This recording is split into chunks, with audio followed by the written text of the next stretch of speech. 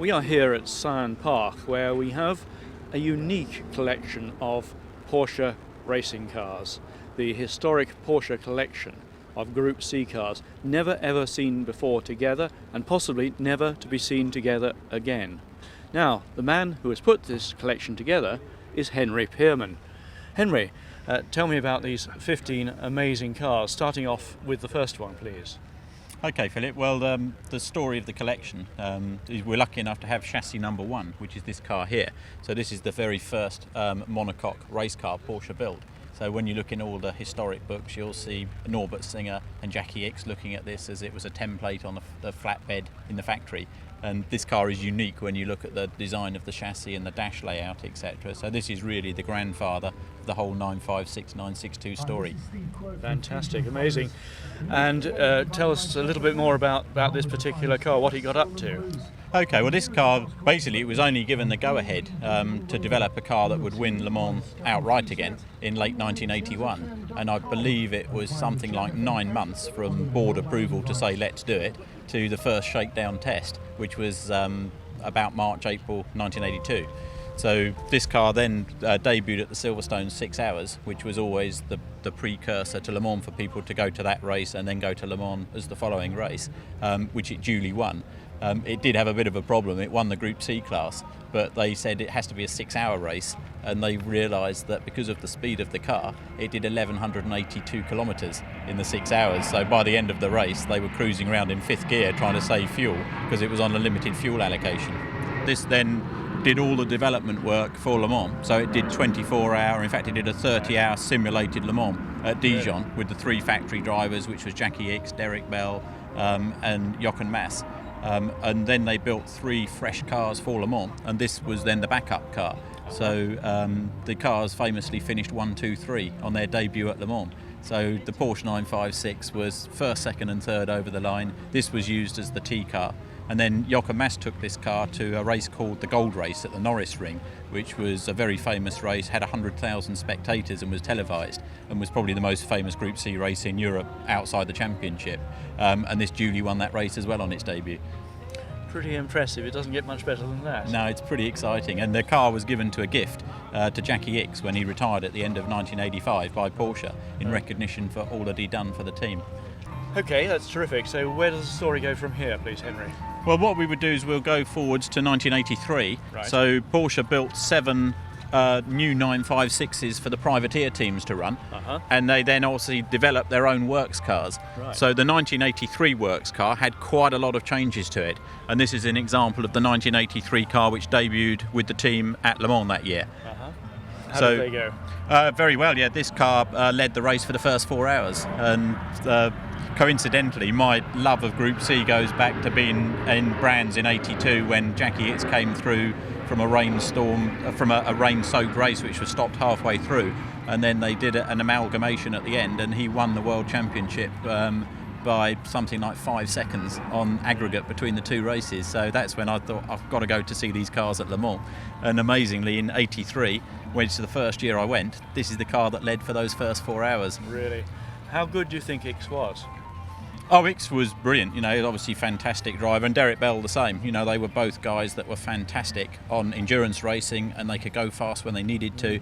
But I've spoken to people with Derek, for example, that they say that he would always use less fuel than the other drivers and just get the car to the end and knew exactly how to win endurance races, which was great. Really? But the story of this car is this car was teamed up with Jochen Mass, and because this car was driven by Jochen Mass and Stefan Beloff. Yes. And Stefan Beloff was famously the guy that was catching Senna at Monaco, and he would have actually won the Monaco race that Senna famously didn't quite win, but Beloff came third.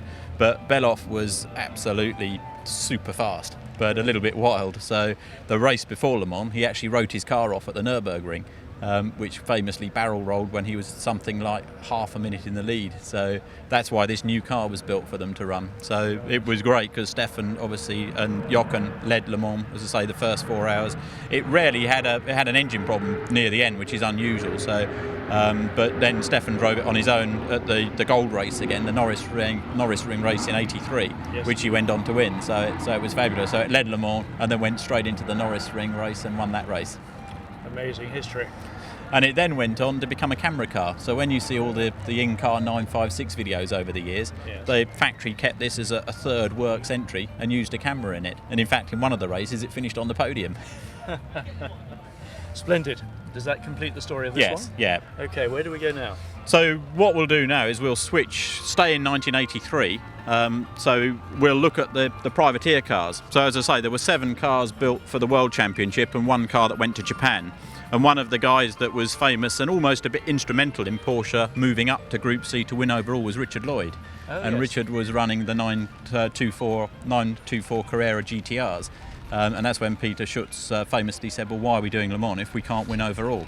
So you saw the Canon liveried 924 Carrera GTs at Le Mans in 81, 82. And then in 1983, Richard went to the factory and was handed the ignition key and bought this customer spec 956. Incredible. So this is the Canon car, and this was very successful straight out the box. So in fact, this raced in 83 at the Nürburgring that Belloff wrote the works car off in, and Keke Rosberg, it was the last time they were going to run on the original Nordschleife in World Championship sports cars, and Keke Rosberg thought, I've got to drive a car around there, so he co-drove this car, which actually finished first over the line because they'd stopped the race midway through for a different accident. And sadly on aggregate it dropped it down to 3rd place, so it finished on the podium but actually finished first over the line in that race. So we've restored this car exactly as it ran at the Nürburgring in 83, so it's got all the detail of the correct stickers and the detail you can get a bit carried away with these things.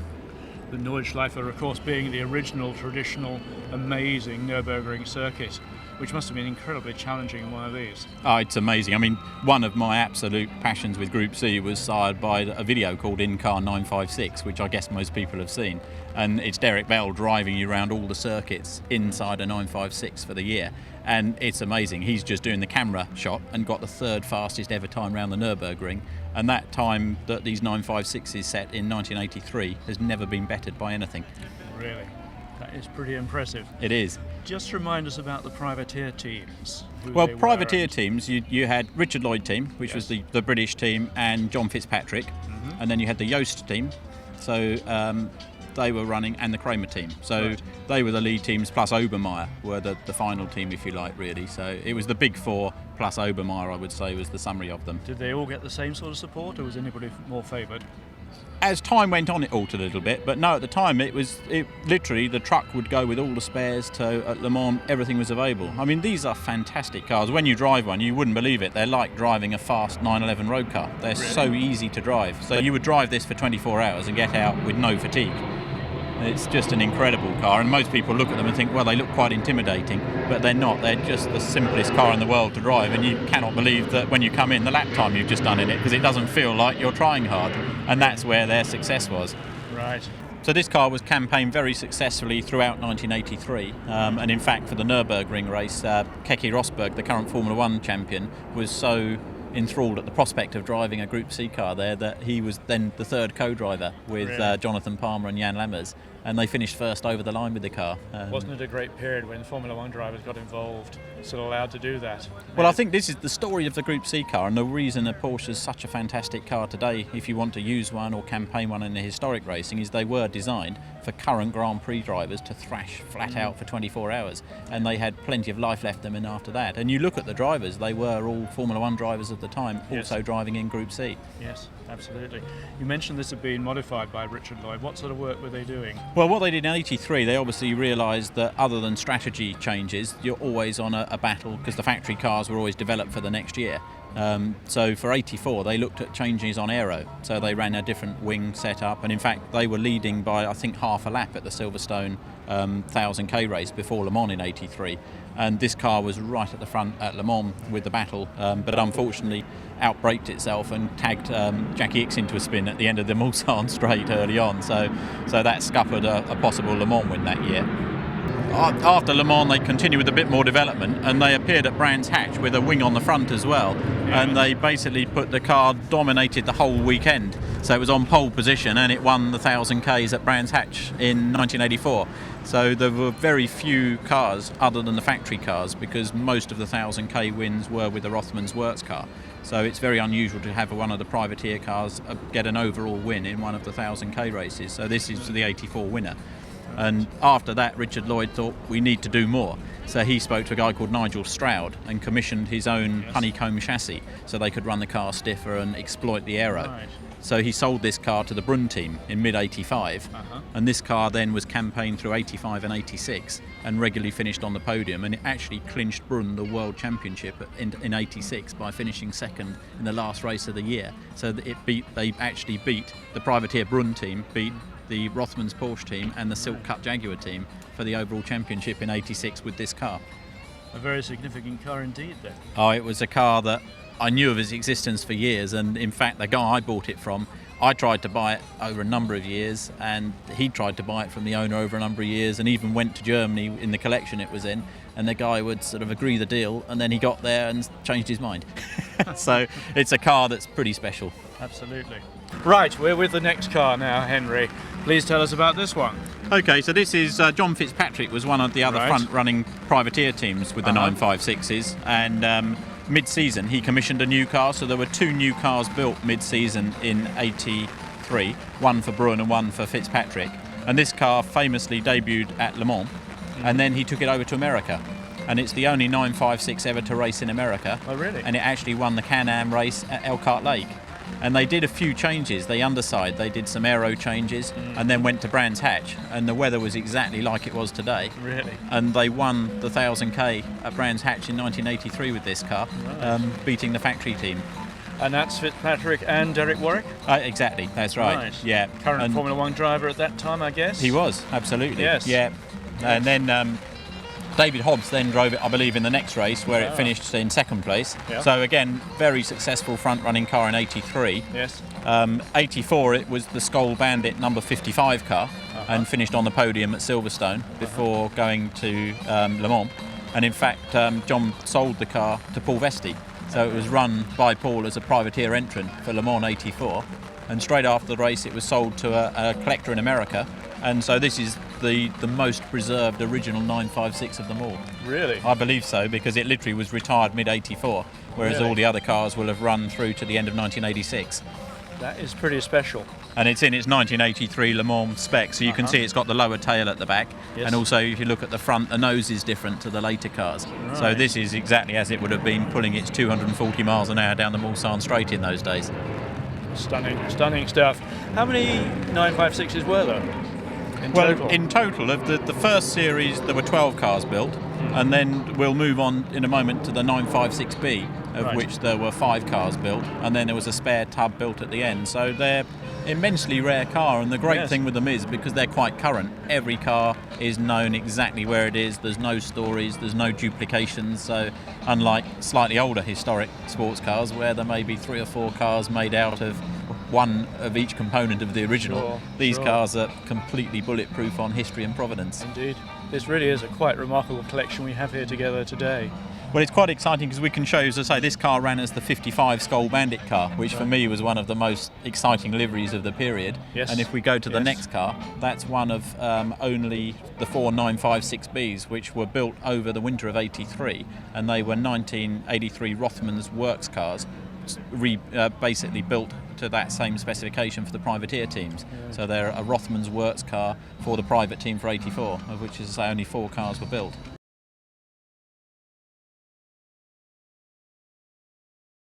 I see the name of David Hobbs on this one. Well, Hobbo was a great all-rounder, wasn't he? He had a long and fantastic career. Tell us about this car, if you would, and David's involvement with it. Yeah, this is a lovely car, and I love the history of this car. It belonged to a dear friend of mine, a guy called Martin Koenig, and he campaigned this from the very early days of the historic Group C movement. So it's been a very successful car in recent times, and in fact I was lucky enough to campaign this car in 2006 for the year, and it's such a lovely car to drive, fantastic car. How do they vary, the different cars, driving-wise? You can feel the evolution a lot. So with this particular car, this is, as I say, the same spec as the 83 factory car. So it's got the electronic engine management, but this has still got the great big red knob that you turn on the dash just to turn up the boost. So as the cars progressed, eventually they went on to electronic wastegates and things like this, but this is very much how far do you want to turn it and how much power do you want. But But this car, again, very exciting car, Yeah. fabulous history. It basically ran at Le Mans in 84 and was dicing for the lead and led the race, and in fact finished on the podium there in 84, and in fact returned in 85 and 86 and finished fourth in both of those occasions as well. So it's one of the most consistent front-running Le Mans finishers for the 956s in period. But again, this was a car, so David drove it for the Le Mans finish at the time, Yes. and it was probably only 10 or 15 minutes from winning the 6-hour race at the Nürburgring, the later Nürburgring that year, and just got pipped at the end by the works car. So it's again a very exciting front-running car, and quite Absolutely. famously, they also would run in Germany. There was the Super Cup type races, yes. and in 1986 they wanted to have one champion. So rather than so Derek Bell was driving with Hans Stuck, and normally it would be the winning team of drivers, the two. But they decided it'd be good just to have one driver at the end of the year, and they were both tying on points because they shared the Rothmans car all the way through. So they said, right, well, for a tiebreaker, let's look and see the results in the Super Cup races. And Hans Stuck was driving the factory car. Derek didn't. It was a single driver race, so Hans was driving that. Unfortunately, the tiebreaker went down to the fact that Derek was a guest driver for John Fitzpatrick, and this car actually therefore achieved him the 1986 Drivers' Championship. It's a great story, isn't it? It's amazing, isn't it, when you look back to that? He wasn't very happy about it. He said no, it was a team. He and Hans drove together, and they should be joint champions. So he wasn't particularly pleased, but nonetheless, that's the history with this car. So the last car we looked at was a 956B, and this indeed is another 956B, but they are actually very rare, is that right? Exactly, yeah, there were only 4 cars made, as I mentioned earlier. One car was sadly written off, and the other car is the Yost car that is the double Le Mans winner, which of course Yost still has and doesn't want ever to sell. Right. So this is the Kramer car, and again, very famous car, debuted at Le Mans in 84, and it was the year that the factory boycotted the race over an argument over changing the minimum weight and also fuel regulations. So they boycotted the race. So one of the factory drivers, in fact the Le Mans winner from 83, Vern Schuppen, teamed up with, again, Formula One world champion Alan Jones, and this car was very much set to win that race, and it was in the Kenwood livery for the race and was way out in front, and unfortunately caught a back marker spinning through the Porsche curves when you couldn't see it in the dark. It fought its way back up to the lead again, and rarely on the fight back up it just hold a piston, so it managed to finish 6th in the end, but it certainly was way ahead of the Newman Yost car, which eventually won at the time. It's a certain irony. It should have its problems in the Porsche curves. Exactly, that's exactly it, yeah. And again, this car then went on to do the Norris Ring Gold race that we've been chatting about with Manfred Winkelhock, who was another a Formula One driver at the time, current Formula One driver. Yes. And he won that race. So again, that's against some pretty significant competition at the time. So this is the 1984 Norris Ring Gold race-winning car. So we're lucky enough to have with the collection the 82, 83 and 84 Norris Ring winning cars. Quite extraordinary. An amazing sight seeing these cars all together. Okay, does that complete that car? Yeah, so that really brings us to the end of the story with the 956. Right. And basically in America, because this had proved to be so dominant, IMSA thought, right, well, we'll make sure that the rules are such that your legs have to be behind the centre line of the front wheel. So Porsche thought, well, that's fine, we'll just move the wheel forwards, and they introduced the 962.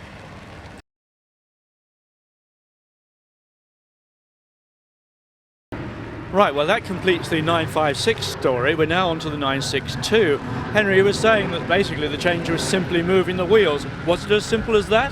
It pretty much was, yes. In fact, the uprights are the same, and there's just some extension brackets that moved it forwards when you look, and the pedal box just had an extension to it. But can you just show us? The visual way of telling the difference is this distance here. So if you see here, that's longer there, and you'll see this panel here is longer, whereas you look on an earlier 956, such as the car over there, and you can see that distance is much shorter. So that's the quick, easy visual way of doing it. Right. So the 962 was introduced by the factory team because they debuted at Daytona with a fully air-cooled car, the IMSA spec car, so that used a different engine. So the US spec 962s are very different to the Group C spec cars. And there were only 2 cars they built, I think, for the privateer teams, and the factory always had 3 works cars. So this is the car that was built, and again, I think debuted at Le Mans from memory. Well, in fact, it did, and it was running in second place for much of the race with John Watson driving. Oh, yes. and it was actually the #1 lead car for Jackie Ickx and Jochen Mass that year. So it's the last year that Jackie Ickx drove a Rothmans Porsche. We're really battling the conditions here, good old British weather. What were these like to drive in the wet? Really easy, amazingly, Yeah? because you can turn the boost down. They've got lots of downforce. I had my baptism of fire, if you like, a couple of years ago in the late Richard Lloyd car I've been lucky enough to race. And at Spa I could smell the damp in the air, but everyone said, no, it's fine. And I had some intermediate tyres for the first time ever. And they said, no, you've got to put slicks on, it's dry on line. So I did, and by the time I got round to the start line on my slicks, it was harder rain than this. And I did the whole race with the rain, and of course it's typical Spa, it was wet over the start-finish line and almost undrivable, but at the top it was dry. So that was so again, it's surprisingly easy. But Wyn Percy always said to me, if it's wet, go faster, because the downforce works, and if you back off, you lose the grip, and that's when the problems start. Right, must take a bit of doing though. You've got to go through the brave pills. You've got to get the confidence. But this car's quite exciting, because this car actually was put on pole position for Le Mans in '86. So it was driven by Jochen Mass again and Right. by Bob Wallach. So it's yes. actually the pole position Le Mans works car for '86. Autosport always used to refer to him as the brilliant Bob Wallach. Exactly. Yeah. He's the most famous guy not to win Le Mans. Yes. In '87, when the factory withdrew from the World Championship after Le Mans that year, they then supported the Yost team, and they were their sort of quasi work supported team, and this car was then used by the Yost team, and so it still ran in Rothmans colours with Derek Bell and Hans Stuck driving it after the team factory officially withdrew from the World Championship. So it actually finished at Le Mans in 1988 in 5th place. So it had a great career spanning 3-4 seasons. I think if this was Formula One, they'd stop the race by now. This is getting pretty hairy.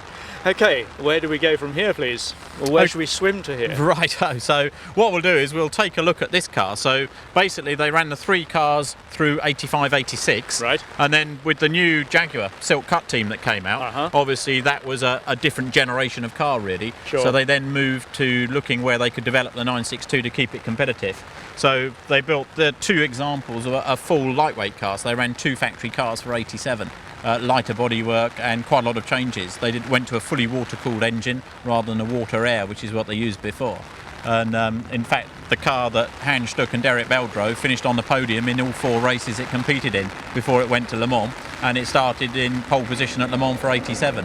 But they had to give up their car to Jochen Mass, because unfortunately Hans was shaking all the cars down at the factory test track just before, and he basically wrote off or badly damaged their lead car, so he had to give away their car for the race, and they used the old spare car, which no one was that fond on, and famously went on to win the race in the old spare. So basically after Le Mans 87 the factory withdrew from the World Championship. Yes.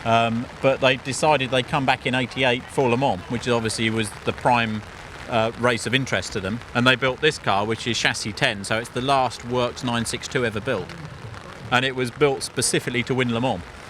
It started from pole position, it got the fastest lap, it was comfortably leading, but unfortunately Klaus Ludwig was blocked by a car getting into the pits, and on going the extra lap ran out of fuel at Arnage at about 4 or 5 o'clock in the afternoon.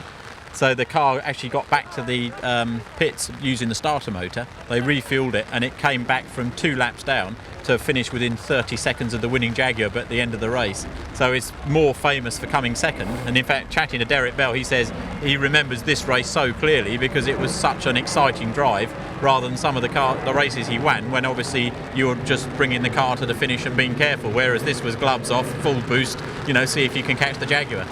A real race. It was, yeah, very exciting. You say it was designed just purely to win Le Mans, this car, so Yes. how was it different? It had a fully water-cooled engine, same as the 87 cars, but it was the big jump forwards on engine management. So Right. it switched to a thing called a Bosch MP 1.7 system, and they used electronic wastegates. So the old days of so if you look, they always look like they've got the telephone dial dashboard, so they're quite a bit different, the dashboards. And I always used to think they look so quirky, but of course it's simple. All you do is turn the knob to get a different display on the dash that's coming out. But this is the only time they ran with the Shell Dunlop livery at Le Mans, and it was so striking when you saw the livery with the cars, because they were on the first 3 positions on the front row.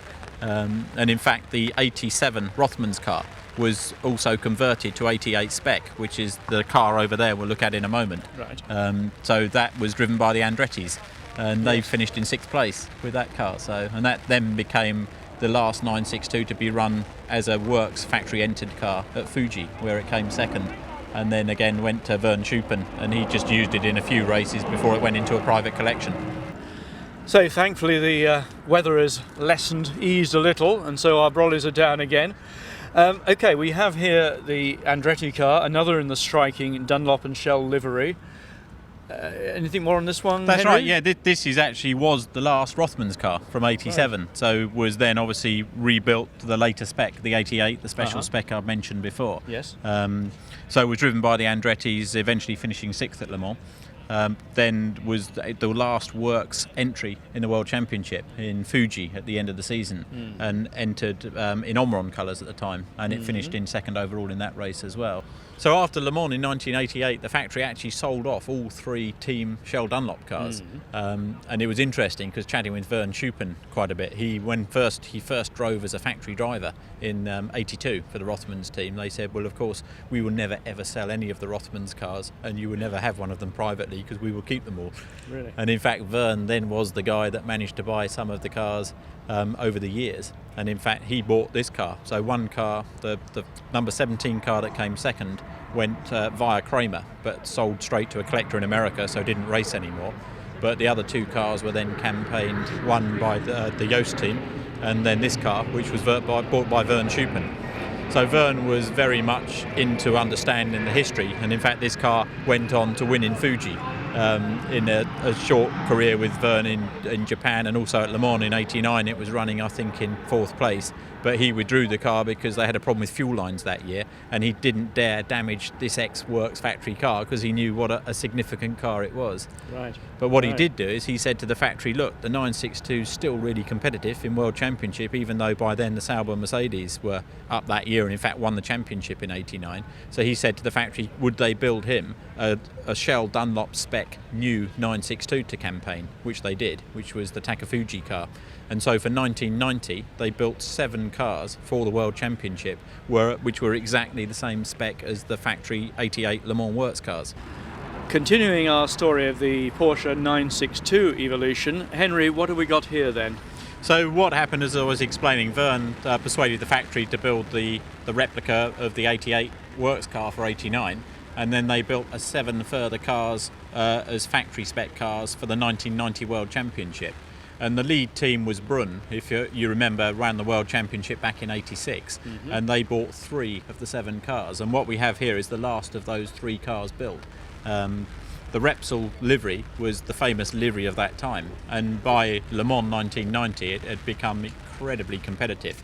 So you've got the Silk Cut Jaguars, you've got the Silver Arrows Mercedes, you've got Nissan came with a car that was expected to easily dominate and would have done but for a fuel leak in about 9 o'clock in the morning. So a very, very competitive race, but incredibly sort of splitting all of the Silk Cut Jaguars and the Works Nissans was the Repsol 962, which within 15 minutes at the end of the race was set to come second overall. This is the last car, as I say, so it actually only ran the last 2 races of the year. One was in Montreal, and you may, if you recently watched the Formula 1 race, they were chatting about the manhole covers that came up through, and in fact the other 2 Brunn cars, this car did 19 laps and retired, and Pereira switched to the other car, and that was the car that had the manhole cover through the screen and straight through the rear bulkhead and the fuel tank. Really? And unfortunately, as it erupted in flames, the other Brunn car came around the corner and hit it, so both the cars were damaged. So this was the undamaged car of the 3, which then went to the final round in Mexico in 1990, and it broke a drive shaft after about an hour and was retired. So this is the lowest mileage, most original factory-built 962. Extraordinary. We really do have an amazing collection here, don't we? I mean, they all have something about them. They all have some uniqueness almost. Exactly. It's really exciting to have been able to sort of concentrate on being able to tell the story, because this is the Brunn car from 1990, and the next car we'll look at is a car that Brunn built in 89, because like Richard Lloyd, they started to go their own way to chase the competitiveness of the other manufacturers. Terrific. Let's move on. So this is the next stage in our story. This is the Brun. This is the lead car for the Brun team in 1989. So, like Richard Lloyd, they realised that to get more speed, you needed to run the cars with more downforce and to a stiffer specification. So, what you can't see on this is the chassis is not a factory-built chassis, but it's the one that was commissioned by John Thompson. So, it's in an aluminium honeycomb, the same as the Formula One cars were at the time. But this particular car that was unique to Brun has the top part of the chassis is all in carbon. So it's a combination part carbon, part honeycomb. And also this is in its 1990 Le Mans spec, as it came in 10th place in 1990. But for 89 it ran with a separate tail with a separate wing. So it was different to the traditional look of a 962, which again gave you more downforce. It's a longer tail? No, it would be a short tail with a separate wing, the same as the Richard Lloyd car we'll look at in a moment. Right. This particular car is quite interesting because it was the Yost car, as we know, was the factory supported car, and this was then the next car to the Yost car in competitiveness that year. So it was in fact the final 962 to get a second place overall in a World Championship round in Mexico at the end of 1989, and it also came fifth at Donington. So again, when you're up against turbo Jaguars by then, it was amazing that it could still run at the front against such pretty fierce competition. That's the thing that strikes me, is the longevity of these two, the 956 and 962. They went on for a number of years, which is pretty unusual in motor racing, isn't it? Well, it's a 12-year domination. Yes. So they won Yes. Daytona 24 Hours even in 1991. Yes. So that was 10 years after the green light was given to build that first 956. So and in fact won Le Mans in 94 with the road spec cars that they ran at the time. That has to be pretty well unheard of in motor racing, I'd have thought. I think it is, yeah. I mean, it's definitely the most iconic and the most exciting period in sports car history. Yes. Well, here we have something that looks very different, particularly at the rear end. What's the thinking behind this? Yeah, so this was almost known as the British 962. So Richard Lloyd, that we mentioned earlier with the 956s, went his own way with the Nigel Stroud chassis, but then also went his own way with the aero. So we've got the short tail, the separate wing, the nose, which has got much more downforce. In fact, the front suspension is all redesigned and of a more conventional design, and very successful car. And he built three RLR 962s in total, and the first car was a race-winning car back in 87. 88 they built a car which Derek Bell was then driving, teamed up with Tiff Needell, and the car we have here is the last of the three cars.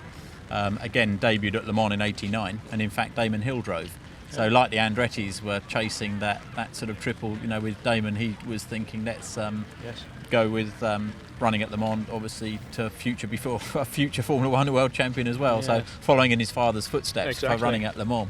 And that was with David Hobbs as well. So David was obviously a very active driver in the time. He was extraordinary. He had an incredibly versatile, long career. That's right. Well, in fact, this car ran, as I say, at Le Mans in 89, and then this was the lead car for 1990. So it was the only car in the World Championship with the Lloyd team. And again, it's got carbon bulkhead, so pretty radically developed for a 962. And in fact, got the final ever podium position for a 962 in a World Championship round, which was the Montreal race we were talking about earlier with the manhole cover incident. So quite a radical looking car, exactly in the livery it raced in, so all the stickers you can see have worn through, so it's absolutely as it came off the track at the end of the season in 90. And in fact it's the first car we managed to acquire for the collection. And it's a car I've been lucky enough to campaign over about 3 seasons over the years, and last ran it in 2008, co-driving with Mike Wilds, who took pity on me when I was a 16-year-old going up to Brands Hatch for work experience on a little Gorelli moped, and offered me a lift up there. So he was, a current Formula One driver, and then the Ecos Works driver at Le Mans, and drove for Nissan in '88. So it was such an honour and a pleasure to drive with Mike, and we actually notched up the longest distance over the year, so named the 2008 Endurance Champions between us driving this actual car. Superb. It occurs to me with privateer teams doing this sort of development work must have been pretty expensive. How did they finance that? Was it all sponsorship, or was it did the prize winning monies, starting money, that sort of thing contribute? How did it add up? How was it viable? Well, I'm guessing sponsorship. I'm not sure exactly how the prize money ran, but when you think the competitiveness of this car through 87, the budgets of Jaguar, and then obviously as Mercedes came in, and then you had Nissan, Toyota, Mazda, there was just an immense range of almost unlimited budgets. So the fact these cars were running at the front with, a small but very skilled team is just incredible. Would you think this described as the last great era of sports car racing, do you think? I think it's the greatest era of sports car racing. Yeah. Okay, where do we go next? What we'll do is we'll go and see where the factory development was running with Yost, who are obviously the other front running 962 team as we were discussing. So we'll go and take a look at some evolutions there. Okay, that's so good. Right, well this is something even more radical looking. I mean, that rear wing is getting pretty wild. Tell us about this one, Henry. This is the final evolution of the 962. So this particular car is the first factory chassis car built for the Yost team for '89 World Championship. And in fact, the last 962 to win overall race in the World Championship at Dijon that year. And the big changes they did was the design of the front suspension. So there was a lot of development to make the cars again work the way there was a lot more aero being used, and it altered the turning, and it just brought it to be still front running car for the '89 season. Do you find in driving the cars a big difference between first and last, as it were, the earlier cars and the later cars? Is it very obvious to you? Well, this car, this car started, to say, in '89, so it would have looked similar to the Repsol car externally. So with this particular car, it then ran in the America in 1990 at Daytona, and through '91 and '92, and then again through Weissach and through the factory, a lot more development was done. So this is the final evolution of the 962 in 1993. So by then, Group C had finished as the official specification at the end of 1990. When they brought in the 3.5 litre, normally aspirated cars. So they were outlawing the 962 for the World Championship. So they gave it a year of grace in '91, but that really then was the end of the 962. The way that the regulations are completely changed, and they ran what they called the third generation cars. But in America, it was a little bit different on the regulations. So this running in IMSA, this has got the same aero as things like the fantastic XJR14, which Ross Brawn design, which was a completely dominant car, and in fact won Le Mans as an open Porsche in 1996 and 97, I think it was, as a double winner for Yost, which people don't realise was one of the XJR14s converted to a Porsche engine and cutting the roof off. So, really? So it's amazing when you look at that. But when you look at this car, you can see how much it's changed. So you've got this massive great rear wing, a lot more downforce, and again front running competitive car. This in fact won its last two races at the end of '93 at a couple of races in Europe, so it was then retired after that. Yet another one with distinguished history.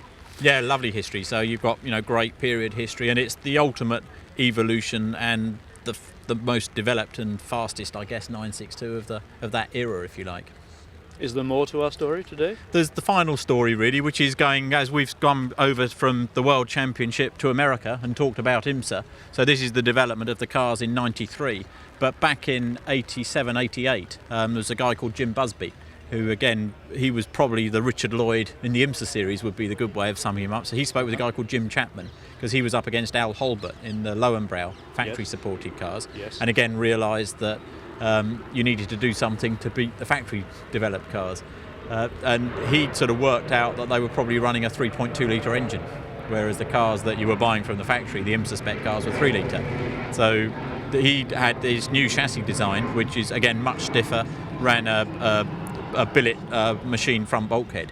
And Al Holbert looked at those chassis and thought, well, I'd love one of those chassis. And he said, well, I'd love a 3.2 litre engine. He said, well, we don't run those. And he said, well, we don't have the chassis. So he then had a 3.2 engine, and then the next Lowenbrow car was the first Chapman chassis car. So basically, Jim then went his own way.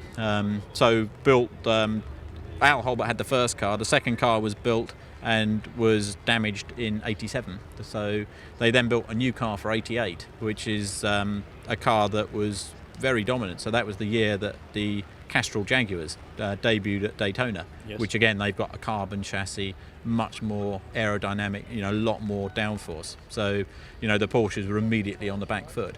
But amazingly, the Busby car was put on pole position and came second in the race to the Jaguar, having swapped the lead for most of the race. But Right. the domination in IMSA was the Nissans, the IMSA spec Nissans, which were quite radical on their design, and they got a big cutaway behind the front wheel. So again, a lot more downforce, a lot of power. So Jim took a look at that and said, well, let's make something really radical for 89, and this is the car we're looking at now, which is the Miller car. So it's basically 88 history is its pole position at Daytona, second overall. For 1989, it went one better. It beat the Jaguars into second place, so that's Derek Bell's last ever 24-hour win in modern endurance racing of the period. So that's the 89 Daytona winning car. It also won, I think it was the Miami Grand Prix that year, and it won the Porsche Cup, and it got the 50th win for a 962. So fantastic history again. Absolutely, and some great names all the way through the drivers. I see Andretti on that one. Which Andretti would that have been? Was that Mario? Oh no, that Michael? was John Andretti. And it's John. Yeah. Right. Amazing. So Amazing. Bob Wallach again. So you can Yes. see factory drivers all the way through, even with Absolutely. the privateer team. So just a fantastic era. It made such a difference, didn't it? Having big names driving these cars. It must have meant much more to the public. I think it did, but I think the other big bonus is obviously you could go as a privateer. I mean, you go back to Le Mans in 1987 and the Primagaz car came second overall, you know, and that was definitely more a gentleman driver car than a Brun stroke front running or factory supported team. So it just shows that the cars were fantastic, but you could drive them. You know, Yes, it's certainly yes. that was the beauty of the cars, is it was accessible to so many people. Sure. And such a comfortable, relatively easy car. I mean, obviously get the cars on the limit, and I don't profess to be able to get the limit out of the cars at all, but you know, certainly they're very easy to drive at 8/10. They won't frighten you and they don't bite your back. Do you think there was one driver who was preeminent from the era? I think there's several heroes I've got, if you like, really. I mean, Derek Bell was always my hero. I mean, I was lucky enough to, when I was at college and first went to Le Mans, I bought an old Austin 7 Special we'd seen on our sort of little lunchtime rides out on all our little 50cc motorbikes at the time. And this thing had a tree growing through it, so I joined the 750 Motor Club, and Derek was doing a talk one cold, wet November evening, about as cold as it is today, I think, probably. But you know, he was just saying, you've got to go, and there was only 30 of us in the room, and I wasn't confident enough to go and chat to him myself, but you know, he was just chatting to people, saying, you see the glow of the exhaust on the overrun, and you come over the crest at the Dunlop Bridge before the chicane was there, and you hear the revs just go up a bit before you go down into Tetra Rouge, and it's so magical. And when we went there, it's even better than it sounds. So it was just a fantastic era. And to go in, you know, we would have the campsite by the Dunlop Bridge in those days, and you go to sleep about 4 o'clock in the morning to the sound of a DFV pulling 10,000 revs down the Mulsanne Straight for what seemed like about a minute a time. So just amazing. I can remember lying in a tent hearing the mattress with distinctive whine. I think that's why we're both probably a bit deaf, isn't it? Great stuff, great stuff. Are we nearly there? I think we're done. We're done. Yeah. Well, thank you very much, Henry Pearman. It's been Pleasure. a terrific story. Your knowledge is second to none, I imagine. Well, no, I'm still learning. We're always learning, but it's probably bordering on an obsession or an illness, perhaps. But Well, you've got together an amazing collection, and we're very grateful they're here together today. It is, as I said earlier, probably a unique occasion, and thank you for your guided tour. Absolutely fascinating. it's been a pleasure. Great to chat with you. Thank Thanks, you. Philip.